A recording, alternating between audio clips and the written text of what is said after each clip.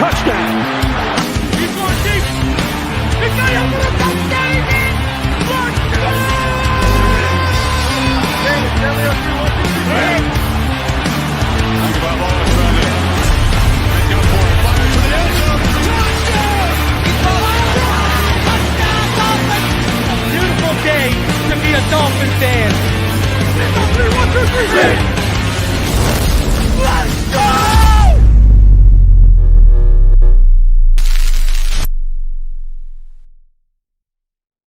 What is good, Fin Nation? What's good? It's your boy Reason, and we are back here for another one. And today I have the pleasure, as I am joined by former NFL quarterback and the guru behind the quarterback school, one of my favorite channels on YouTube. There's no doubt about it. Mr. JT O'Sullivan, thank you for joining me today, JT. I appreciate it. Man, I'm excited. Talk some ball. It's that time of year. We're back in it. You know, you can always start to smell it in the air, right? When fall's upon us, you know, football's here. I wanted to get your thoughts. Let's hop right into it. I know you've done some breakdowns about Tua over the years. Just before we get into details and detailed questions I'm going to have for you, what are your overall general thoughts and opinions on Tua Tagovailoa, especially coming off of, we'll get to health later, but arguably his most productive year as a starter in the NFL? I mean, my feelings have never really changed. I've always been someone who really liked Tua's game. You know, I don't think it was maybe as smooth of a transition to the league as everyone would have loved, but it sure seems like when he's out there recently, he's been playing really well, kind of using his skill set, his strengths to his advantage, and that offense taking advantage of what he does really well. And, you know, I think you already alluded to it, but you just hope that he and that offense can find a way for him to be able to sustain it, both health-wise and, you know, strength and performance-wise. Can you talk about something that's recently been going on? Because, I mean, obviously you played the position for quite some time. You were, if I remember correctly, you were quite the decorated Division II quarterback with the Cal Aggies. They even, I'm pretty sure, didn't they put you into the Hall of Fame and stuff? You were lights out up there. You got some Heisman votes too, I'm pretty sure too. So can you just talk about this for a second here? When you get into the rhythm of your game and you start getting comfortable and finding things that work and don't work, can you talk about something that recently happened this week with Tua Tagovailoa in terms of he was in joint practice, and you know, Tua's, you've broken down the film plenty of times, you know, one of his superpowers or strength is his ability to manipulate defenders with his eyes. And he was in joint practice this week with the Houston Texans, and he tried to manipulate former Alabama linebacker Christian Harris with his eyes, and Christian Harris didn't fall for it, made a pick six, actually. It was red zone work, if I remember correctly. And Tua talked about it after the game. He said he talked to Christian Harris, and Christian Harris just said, you know, you cooked us last year with your eye manipulation, and you almost had me, but I trusted my drop. What do you do when NFL teams and defensive coordinators start adapting? Because I know another thing that popped up last year was, you know, you had the San Francisco 49ers taking away the middle of the field. Then the next week you had the Chargers add another layer to it where they started rerouting receivers, and we hadn't really seen a defense really attempt that. What can you say about, as a professional quarterback in game or prepping for a team, when you start to notice that other NFL teams are starting to adapt? Because you even said it's not just his health, it's if the offense can sustain that success, right?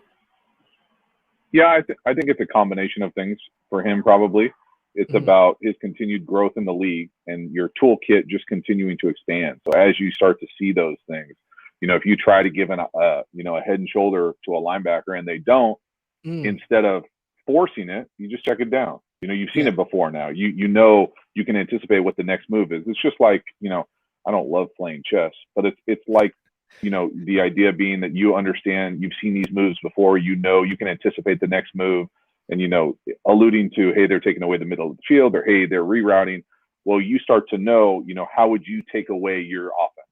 What are the things that give your offense issues? So you know that you can build that toolkit around having answers. And I think the best quarterbacks, the best systems provide quarterbacks with the most amount of answers. So you continue to build up that toolkit to be able to have as many options as possible when you're in game, when you've got to make that kind of mid-series, mid-quarter adjustment, as opposed to watching the film after an L and you're like, damn, I wish we would have known this. We would have done something different during the game. So the combination of doing it in real time, but then building up that toolkit over the course of the off season, your preparation to feel like you have as much information as possible to be successful, and in a system and a coach that's as adaptive as you can possibly be to give you those kind of answers in real time. You've coached too, because once you got out of the game, you coached, if I remember correctly, right? You coached high school level and such and so forth. Okay, you played the position. Let me ask you this. Let's just put you in the let's say you're a quarterback coach at the NFL level right now. What would you say to a quarterback who does that, who, they look off, they try to manipulate with their eyes, and then they try to make the no look kind of hole shot because they expect the defender to move either right to the left, and that hole to open? What would you say to that? Would you say they're reading the defense, but they're just trusting their eye manipulation too much? Because we've had some people try to blanket it as, oh, Tua's not reading the defense, where I'm sitting here, okay, well, yes, he is. He's reading that if he moves that defender off the spot, that read into that hole, that's open. So it's a level of reading the defense. What would you say? Because, Mahomes makes highlight reel plays out of it, but we all know it doesn't work perfectly every time. What do you think about this kind of level of, just trusting it, trying to make the no look pass? What are your thoughts on that? I mean, I love it when it works. That's coach speak for you.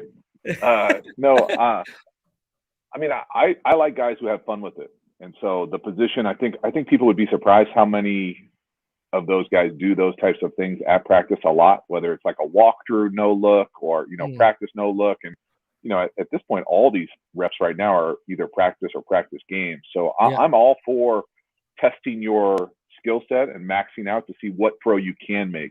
Especially a guy like Tua, who's not necessarily someone I think would be classified as like got a cannon of an arm. We need to figure out, and I've already alluded to kind of expanding your toolkit, and that can be look-offs, that can be eye manipulation, shoulder manipulation. And then the other thing I would add that's really tough unless you're kind of in the room, in the building, I think of moving defenders as moving zone defenders. So really your true, like what coaches would call like spot drop country coverage. Like it's just zone. And you see some of that, you see more of that in the preseason. Oftentimes though, at high levels of football, even like Power 5, even some high level high schools will run combination coverages where they're either, it might be zone principles, but how it plays out, it will look like man, or it could be brackets where it's, technically man, but it could play off like quarters. And so you have to know how the underneath coverage is playing that, because if they're not looking at your eyes, you're just messing yourself up when you're trying to manipulate people. Kind of a good example would be like in, 2-man, you can stare at an underneath route. I mean, you can look right at him because the defender who's playing man is not looking at you. As long as you're not trying to go over the top to those two deep safeties, you can stare right at them. And so as you get more and more comfortable with those types of coverages that you see, and when you see them, I think, quarterbacks feel like they can get away with a little bit more of that kind of flashy stuff. And I personally get a kick out of it. I love when guys do that stuff. I think it's good for the game and fun. Now, when it doesn't work, you get everybody all up in arms and they think they're, Twitter all-stars, but it's, I get a kick out of it. I enjoy it. What as a former player and a coach, what are your thoughts on, fans always overreacting to practice? I remember when Mahomes was taking over the starting job for Alex Smith, he threw like 8 interceptions in his first week. Brock Purdy just threw 10 interceptions this week. I mean, and I've always said, like, kind of what you said, this is where you test windows, you test defenders, you try things you normally wouldn't try when the minutes of the game matter, when the throws matter. Have you always, even the media overreacts to it, right? Like, what has always been your thoughts of overreactions to practice? Because to me, it's just practice. Yeah, I mean, I think it depends. If you're an established guy in the league, it's just practice. If you're a guy who's fighting for your life on a roster spot, every one of those reps matters. You're not trying no looks out for fun. in 11-on-11 drills. Yeah. So it depends is the answer. But then I personally don't. I pay literally zero attention to it. I could care less how many interceptions someone throws at practice. It means nothing to me. But I do think that I think it's also a reflection of, how much people love football. They're starving for information right now, and you got people that can't keep stats, and like stuff like that maybe it existed when I was playing, but I just was ignorant to the fact that it did. And so it was just one of those things where I think it's shows the interest in the game, how excited fans are about certain positions, certain battles, and certain quarterbacks, and I'm all for it. I don't think in the end, put it this way, in December, no one will remember how many how many picks you threw on August whatever 18th, in your practice. Like, nobody cares. So yeah, right now it matters, but it really doesn't. I wanted to get your thoughts about, because again, you played the position, you're a smart individual. This man has a PhD. He's no joke, and all about the kinetic chain from feet all the way to your fingertip in throwing a football. You alluded to his arm strength earlier. Do you think, your opinion? I know you've watched him since Alabama. And I thought, at least coming out from Alabama, I thought he had a stronger arm than Joe Burrow. And what are your thoughts on that hip injury? I mean, it's noticeable, his velocity. I have his trainer, Nick Hicks, on here every year, and we talk about what they've been working on with footwork and velocity work and all that kind of jazz. And his velocity has gotten noticeably better every year. But what are your thoughts on just going through that kind of injury? Because when he was coming out, he was working about rehabbing to get on the field, while Herbert and Burrow, they were being like sponges taking in the NFL playbook, but also, transforming their bodies into NFL bodies. And really, over the last 2 seasons have really been the only off seasons where Tua started to transform the body. You talked about his throwing. Have you noticed that hip injury kind of took some juice off of his throw from where he was in Bama to where he is now? I mean, I think you might be giving me too much credit as far as the biomechanics elements of it, and I so much of that stuff nowadays is really only captured through like video capturing devices. And so there are many people who are much better at it than I ever pretend to be. I can tell you just from the film element of it. That's all I care about. It looked, I've never had that type of injury, never talked to him about it, but it certainly seems like, that injury would certainly have some sort of impact on your ability to torque and your ability to rotate. I would probably push back on the idea that Burrow and Herbert haven't been injured or dealing with other issues over the course of their career.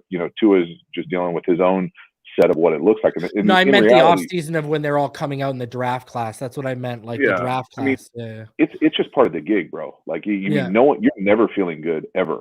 And that part of it, is tough to come to grips with. But I would look for what you alluded to, as Tua continues to grow into what the approach a pro has to their body, and continues to get bigger, stronger, as you would probably hope, especially coming away with injuries to the head. You're going to do everything you possibly can to get your neck strong, to get you as big as possible, to be able to handle what it's like in the pocket. That all of those things would grow together. And only time will tell. I think most people, I've never been a huge fan of talking upper body mechanics for a quarterback, as long as it's essentially, as long as you're not like at what I consider like Tim Tebow level of like dropping the ball by your hip, and or you're not so kind of like old school, hold it by your ear, throw a dart. If you're whatever your natural stroke is, and you're consistent, and you can generate enough torque to make every throw you need to make in the league. So like, the far hash, deep comeback in the league. I just want you to be as consistent as possible and be able to put it where you want. And I think Tua has always been really good at that. I just don't think he's ever been able to necessarily throw it as hard as some of the guys at the very, very top. So they get, when you compare it to guys like Herbert or Mahomes, nobody has a strong arm. But I mean, he's still able to go out there and spin it when he feels good, just like damn near everybody in the league can. I just think that people kind of sleep on the fact of how good he is at what he's good at. And that, those types of things, as far as the accuracy, the anticipation, to be able to do it from condensed windows in the RPO world, where for a while it was like a oh, those are just RPO completions, or he's an RPO guy, or stuff like that. I was hearing. To me, that's not like you're not hating on him, his game for that. That's a bonus. That's what the league is. That's where the game is evolving to. He's great at that. So let's build that up. And, in conjunction, let's find some ways to take the hits off and minimize what that looks like. And so you got to be able to put that package together and figure out what that offense looks like for him to survive, not just for a year, but for a decade. Mm-hmm. You talked about his anticipation there. Some people in the media, and even, some people who just don't like him, whether in this fan base or other fan bases, they try to call him the term a spot thrower. And I've tried to tell people, that's actually a compliment, because you're taught to throw to spots. And they try to go back to Trent Sherfield and what Trent Sherfield said last year about, when you break, if you're there or not, Tua's going to put the ball there. And you talked about his anticipation and how good he is at it. Do you think people underrate it and don't realize why he has to be so good at it to make up for not having those arms you talked about? Because that's one of the ways, or one of the tools in your kit you can have that can make up for not having that strong of an arm, is elite anticipation. So, I mean, what would you say to people who call Tua a spot thrower? I mean, I think you did a pretty good job of describing it. I would say everybody in the league is a spot thrower. I guess I probably define and use the arm strength thing different than maybe, someone else who thinks of it probably as like, hey, I once played catch with this guy. He throws it crazy hard. Like, that to me is not arm strength. Arm strength to me is the ability to stretch the field vertically. And so very rarely are you stretching the field vertically unless you're essentially creating out of structure, so it breaks down, and you're throwing it over the top of the defense. Those are things that are like 60-yard throws that happen once every 4 games. Mm-hmm. Or guys like Mahomes or Herbert make it seem like it happens all the time. So that's very rarely are you going to wait for that comeback to come open and throw a fastball as hard as you can. Yeah. You might do that in high school. You might have a couple of guys in college do that, but you're not doing that consistently in the league. Now, the ball might come out of your hand harder. You just might throw it harder than other guys. But almost every throw is a spot throw. There aren't a whole lot of see it fastball. It is, that I'm talking stretch the field vertically, where you break contain, you keep your eyes down the field, you see someone bust past coverage, and you just throw it. And now it's 60 yards and it's a perfect throw. Well, Tua's not going to do that. He hasn't proven that he's going to do that consistently yet. Doesn't mean that he won't eventually. But can he take a drop and throw a go ball as fast as where it needs to be for your guys who are crazy fast? Yeah. I mean, I think we've seen it enough. And so, yeah, you can get in the semantics and the argument about, he doesn't have the strongest arm in the world. And he's proven so far that he doesn't. But I still think that he makes all the throws that you need to make to be successful. He just doesn't do that one thing as well as the guys who do it as good as anyone has ever done it in the history of the league. And so, yeah, that part is the separator. But the idea of being that you're not a spot thrower, if you're not a spot thrower, you're not in the league for very long. Back in 2007, correct me if I'm wrong, you relieved John Kitna when he was taken out with a concussion, right? Was it 2000? He came out of the game for something. I don't know what he came out for. It's been reported as a concussion when I did my research, so let's throw it as a concussion. So I think he came back into the game, so maybe. What are your that's not what John wants. What are your thoughts on the position? Because I mean, we can all talk about you. I'm sure you've had your bell rung a few times. What are your thoughts on concussions? Because let's be honest with ourselves, it was blown up over Tua. Kenny Pickett had multiple concussions last year, and this wasn't we can go back and we can talk about his name is Trent Green. You know what I mean? It's something that's been prevalent. What are your overall thoughts on concussion, specifically at the quarterback position? I mean, it's scary stuff. That's my general thought about it. Is it's a real thing, and you certainly want people to be healthy. I think the game is trying to make it safer. Certainly with everyone, but it's always tried to make it safer for the quarterbacks, and you can see that now from the craziness about how much they call roughing the passer, hands to the face, anything like that, I think is all moving the game in the right direction, because the quarterback does have such an impact on the outcome of the game that you want your best players for the league to be out there and represent the Shield to the best of its kind of product. Mm-hmm. And but that doesn't mean that it's safe. There's a fine line between the choice that you're making to be out there, and everyone understands what it is. And I think it comes with the job and the game and where we're doing. But I think it's trying to get better at all levels, whether it be youth football or the highest levels at the league. But I don't know if it will ever be, completely safe or taken out of the game. And you just feel, I don't know if it gets compounded. I think it's real when you see guys get hit hard. People are more aware of it nowadays. There's obviously more scrutiny on it from all levels of the game. And so, it's part of dealing with what it is. And really, the other part about it, if I was in an organization, it would make me that much more concerned about developing depth, and making sure that you have guys who are out there ready to go, especially as they continue to add more games and more opportunities for these guys to get hit. You see so many teams, suffer through some depth issues over the course of the year, that it really does bring into prevalence how important it is to build depth at the position in the room and develop younger guys across the league. And it's kind of, what's sad about Tua? It's kind of like he kind of started cleaning up, the extremity issues. And then all of a sudden he's never had concussion issues his whole career. I mean, he had a concussion when he broke his hip at Bama on that hit. But I mean, like, he got hit with the force of basically being in a car accident. So, I mean, what could we expect? But it's just, you just want to see players like that healthy, because like you said, I mean, these guys represent the logo, and a guy like Tua, people can say what they want about him, but he produces clicks and he produces views. And I mean, that's just, is what it is, right? No, I mean, he's I would do this exercise if I was a Dolphins fan. What would you want to see from that offense to help protect him? You hope that he's doing everything he can in the offseason to get himself ready to go. Let's assume that he is. I mean, like the cutting edge, everything possible. So he comes in physically ready to go. Well, then how can we support him schematically to be able to take hits off? What does that look like?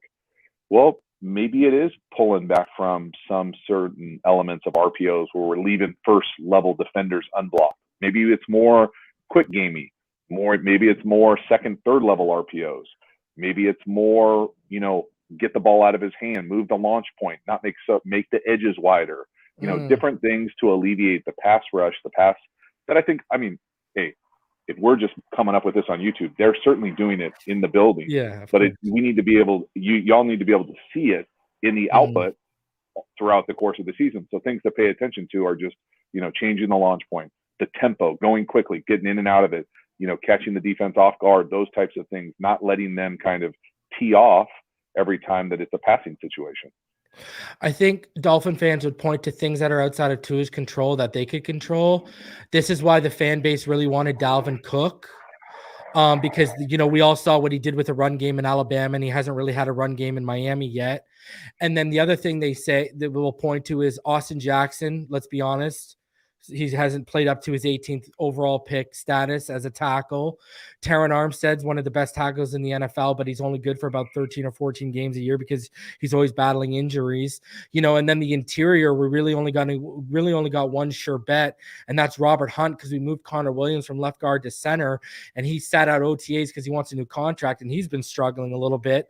And then the left guard situation, how team politics work. They drafted Liam Eichenberg out of Notre Dame a couple years ago, but they traded an extra third-round pick to move up from 50 to 42 in the second round. So there's extra capital investment. So they keep pushing, the envelope with them. And you could tell that McDaniel and his new staff are kind of getting fed up with because these were guys that were drafted before McDaniel and his staff got here, right? And we know what they were producing in San Fran, and these guys just aren't up to snuff. You know what I mean? So I think people are going to point to the offensive line. Remember, 2 years ago when Tua took that big hit in the rib cage, right? Jesse Davis was at right tackle, and he was the guy that got beat right off the line. Jesse Davis hasn't started for another NFL team since, and he wasn't really starter caliber. He was at best a second option as a swing. You know what I mean? And they just haven't done a great job of protecting him, they haven't done a great job of giving him a run game to kind of alleviate the pressure and kind of, you know what it is with a run game. Now the boxes are different. You know what I mean? Like they can't go light, right? And we find they can go light, and then we can gash them, and then they go heavy, and then we can gash them over top. But right now, what we're finding is when they were taking away the middle of the field, when they were routing receivers, they were going with really light boxes and putting a lot of DBs out there. You know what I mean? 6 DBs, and they were rerouting. You know, with a run game, you can maybe keep them a little bit more honest. But anyways, I digress. So I wanted to ask you, because I know you oversaw NCAA compliance at San Diego State University. Oh man, you're digging deep, bro. You're digging deep. Well, this is kind of a non-Dolphin question that I really wanted to ask you about. Okay. What are your thoughts on nil deals? Like, what are your thoughts on nils being involved now, coming from a guy who used to be in NCAA compliance? Well, definitely, I was in the game himself. I definitely didn't oversee it, but I was part of the compliance department. But it was stuff we were talking about back then that people were really uncomfortable with, if I'm being honest. And so I think it's great. I think it's movement in the right direction. It's only a matter of time before all these guys get the opportunity to get paid and be unionized. And, the game will look different as far as what fans are used to seeing as far as conferences and things like that, and maybe where you watch your game. But it's great for the players. It's great for the athletes. I'm not even really comfortable calling them student athletes. It's great for the college athletes to be able to earn some of what they're worth, because you see a lot of these coaches who are making unbelievable livings off a lot of essentially unpaid labor, which, probably doesn't sit well with very many Americans, or it shouldn't, if you understand, what's going on here with some of these guys. And so I think it's great. I think it's, I don't think it's enough yet, and we'll continue to see kind of that movement in the right direction. But these are things that the wheels have been going for a long time for the NCAA, and they've always been trying to, push things off, they're going to say, lean on legislation, things like that, has been frustrating for a lot of people inside both athletic administrations and for, students coming up. The hard thing about it for a lot of the athletes is you're only in it for, a handful of years. The really good ones are 3 years.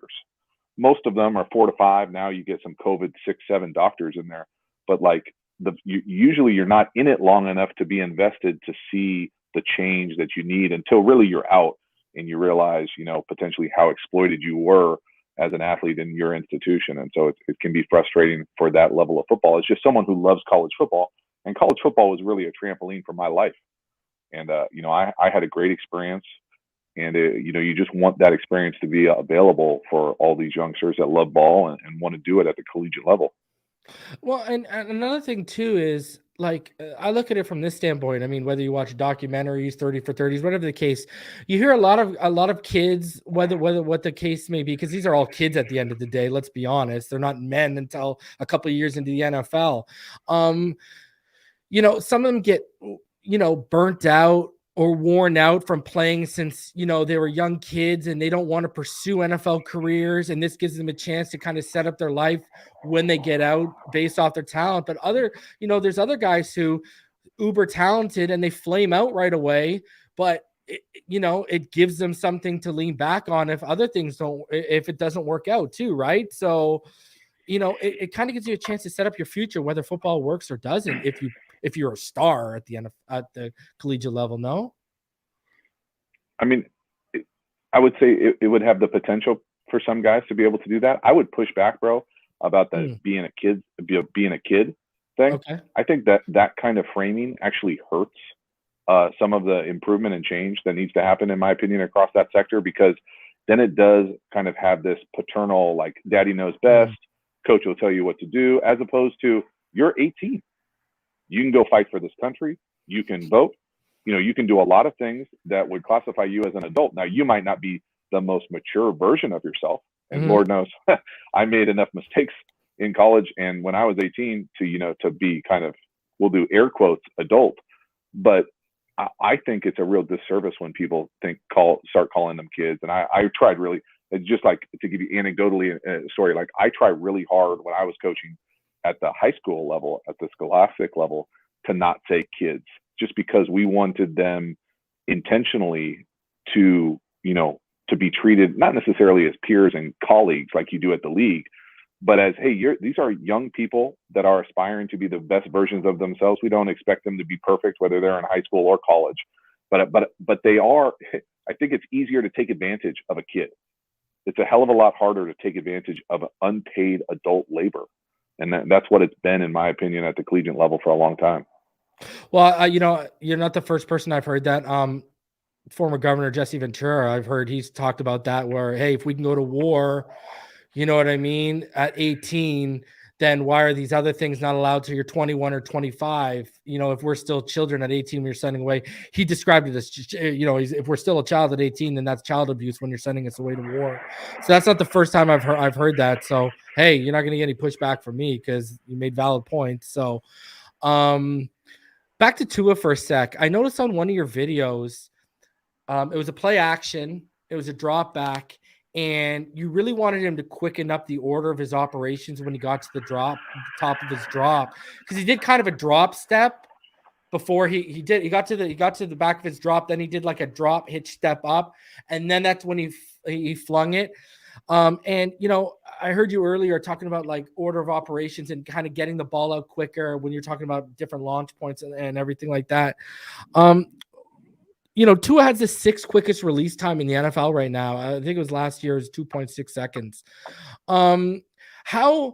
When you coach these kids, how fundamental is it for you to teach what you were just talking about once you get to that drop off of the play action, boom, ball out? Or, one thing that you see all the time are over patting the ball when they get to the top of their drop.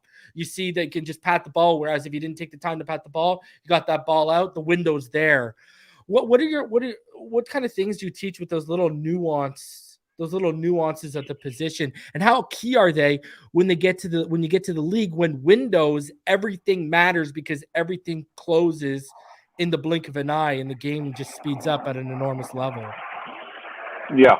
You talked kind of like around a lot of things that I would talk about if we were talking ball and we were kind of getting ready to try to get somebody to play at the highest level. For me, the way that I would frame it is essentially you're looking for the least amount of wasted movement.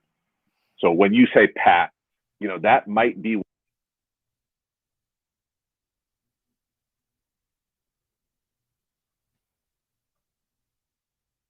I think we've lost the audio.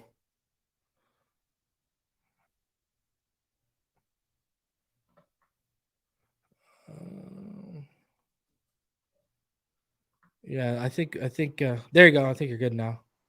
Good? Yeah, now you're good. So what I was trying to say is just you're trying to eliminate all the wasted movement you possibly can. And for me, that always starts from the ground up and with feet. And so when you see kind of wasted steps or drop steps, or, I call it like heel clicky, your feet come together, you can't throw the ball like this, right? So you have to then get to your base. The way that I talk about it with younger players is you want to be in that throwing position that you play catch. Say you and I were in a parking lot before a game playing catch at a tailgate. You would get in a position to throw.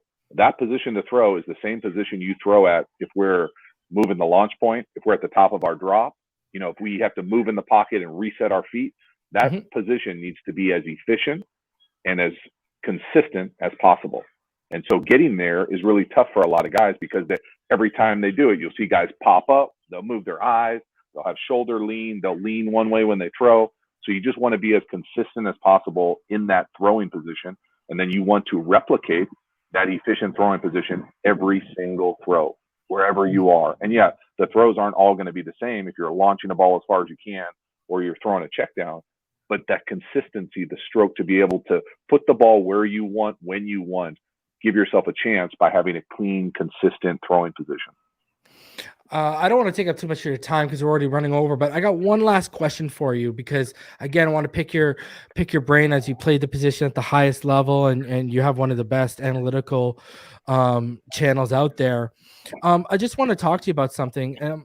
Tua, in 2021, his footwork was really messy, the messiest I'd ever seen. And, at Alabama, I thought he had some of the best footwork I'd ever seen at the collegiate level. I used to watch plays I used to rewind the all 22 just to watch his feet because it was just almost immaculate at times. And last year, he really seemed to get back to that because that was his father, Nalu. Really, he told his trainer, Nick Hicks, he said to him, listen, in the 2021 offseason, heading into that first season with McDaniel, said, I want to focus on the footwork for Tua this year because when Tua is at his best, his footwork is at its best. And then you go to Josh Rosen. When we had Josh Rosen came here a mess from Arizona. Things people don't know that were happening behind the scenes it was a mess. And one of the things was his whole mechanics were changed when he went to Arizona. They changed his footwork using band work, et cetera, et cetera.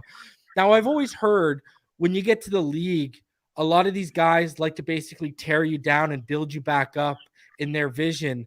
Can you speak on that? Like, are these coaches, when you get there, even when you're doing things great at the level, are they constantly like trying to fix or change your mechanics? Essentially, do you get some coaches that try to fix something that isn't broken, and that's why you see sometimes dipping in footwork or et cetera, et cetera? Yeah, I mean, every staff is going to be different. Mm-hmm. And so different expectations for what they're looking for the position. Some guys are going to be, what I might classify as a meddler. Some guys might be a little bit more like lean towards the natural. Hey, this is how you naturally do it. Let's stay in this lane. This has worked for you. Or if it's giving you issues and you're not getting the kind of performance that they expect, they're going to try to help you. And so you can pick and choose what you need to. I think sometimes, bro, I'm going to be honest with you. I get a little nervous when I hear that daddy's interested in the footwork and impacting like what we're doing in the offseason. That makes me nervous. Like that type of stuff that would not be a positive for me. No, and I'm sure the dad is like all invested and wants the absolute best. But at some point, you got to take ownership of your own career and know what you need to work on. And that for me, that can be footwork every offseason. You're going to work on some elements of it. But, again, I don't have a problem with doing band work. I don't have a problem with a guy trying to overhaul something that hasn't been working, or if a guy's been struggling in the league, like for instance, Josh Rosen, mm-hmm. I don't think there's a problem with kind of overhauling that. Now, does it work for everybody? No, absolutely not. Some guys cannot overhaul it. I can tell you anecdotally, for me, I changed my throwing motion really twice as a pro.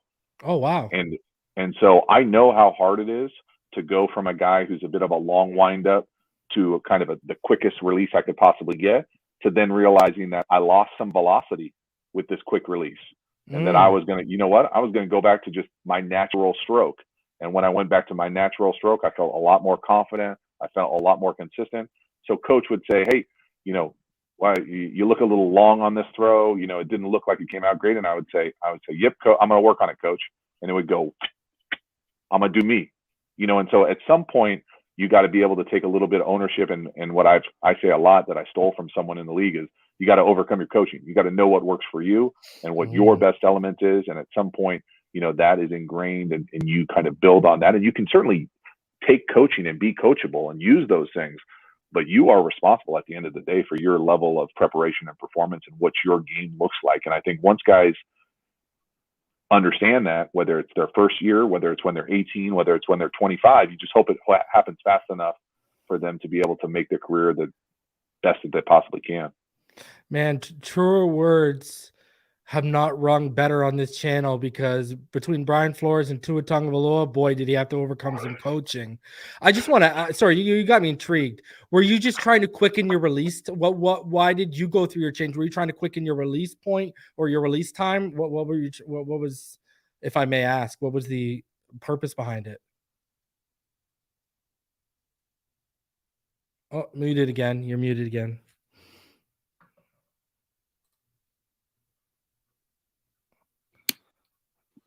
Bro, yeah, I can hear you. Man, my AirPods suck. I need new AirPods. The battery dies every time. I didn't hear exactly what you said at the very end. I apologize. But the overcoming the coaching thing, I love the joke. But yeah, it's the reality is that that's just not quarterbacks. That's every position too. You're trying to, guys are getting coached, and you got to kind of overcome your coaching and understand your game. And I do think that a lot of guys who are quote unquote veterans do understand that. They might not articulate it like I articulate it and say it, what I consider explicitly, but they know their game, and you can be coachable and still, defer to your strengths that you think that got you to the league. Yeah. No, I just asked. I just asked why you went through your release change. Was it to quicken your release point or your release time? Is that why you went through your motion change? I probably went through it because my coaches said that they wanted it, and I wasn't strong enough willed at the time as a player to kind of say what I said as far as I'll work on it, and I'm not gonna, I'm gonna do me, and if it doesn't work out at this organization, it's gonna hopefully work out somewhere else. But I was all about being as coachable as possible. I'm gonna do exactly what the coaches say. I got to do everything I possibly can to be on the roster, and the output was probably not in the long-term best interest of me throwing the ball how I wanted to throw it. And so I had to learn the hard way, but I definitely, in the same vein, now know how hard it is to change those habits and change your stroke. And I do think people can do it. And so it does, create some empathy with guys who I see come into the league, and, people get on him about, oh, we don't like his throwing motion, we don't like that. Well, if it means enough to people and they think that they need to change it, then I think guys can change. Yeah. Hey man, I appreciate you for coming on. You want to plug the channel? Anything you got dropping soon? I know you just dropped a video not too long ago, so here you go. There's over 350 people in the chat right now, so go ahead. Anything you want to plug?